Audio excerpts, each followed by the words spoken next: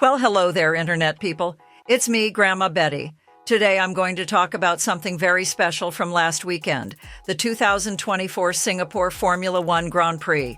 It had everything. Lizards scurrying about on the track causing chaos, multiple crashes, swearing in the press room, conspiracy about the fastest lap, and a dominant win for Lando from pole to finish.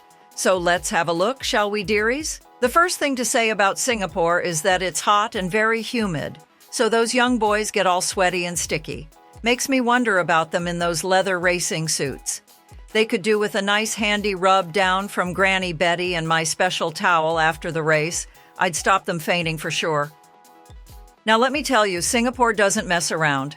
Not only is it hot, it's a street circuit and held at night, which means these cars are zipping around like it's rush hour at Walmart on Black Friday. Seriously, folks, who races in the dark? I don't even like driving to the pharmacy after 4 p.m.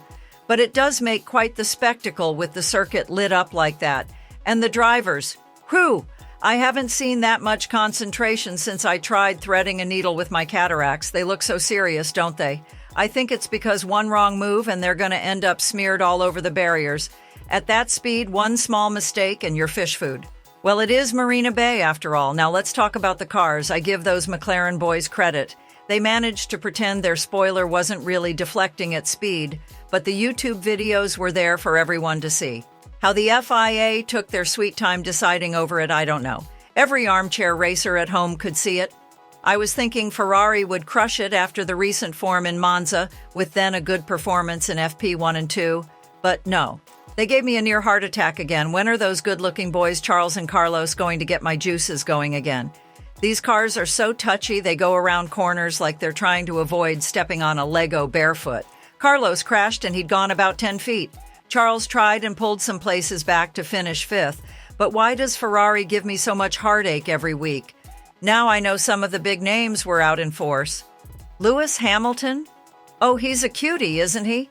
Reminds me of my Harold back in the day when he was a real stud muffin. Well, that was before he started wearing socks with sandals. Harold, not Lewis. If Lewis ever does that, he's out of my bank for sure. Anyway, Lewis is good at this racing business but couldn't make it stick.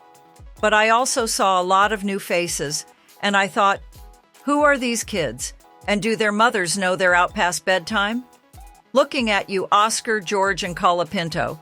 What a start that young lad had. Hope he got back in time for school on Monday. Then there's the pit stops. Oh my stars. They changed tires in 3 seconds. My grandson Kevin takes longer to text me back, and I'm sitting there like, where's the nice man to check your oil and wash your windshield? But no, they just slap on new tires and off they go. If only my old Chevy was that easy. At the end, that nice young boy Lando won. Good on him. That Max looked very serious as always, probably not used to coming second or worried about his community service penalty for swearing on television. Potty mouth, I'd wash his mouth out with soap, naughty boy. Coming second is the story of my life, by the way, but anyway.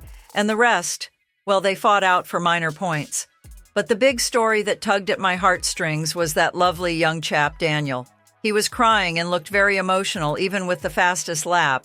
But as it was his last race, no wonder he was upset. He can come and live with me. I need a good, handsome, strong chap around the place. But he'll probably end up on television with those stunning good looks, striking chin, and beaming smile.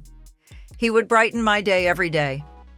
Well, that's my review of the 2024 Singapore Formula One Grand Prix. It was loud, it was fast, and I have no idea what was going on half the time, but I sure had fun. Would I watch it again? Absolutely. As long as there's a nap break and time for a quick wee in the middle. Until next time, kiddos, keep your seatbelts fastened and your teacups steady. Bye-bye now. Am I still on? Oh, okay, where's that remote?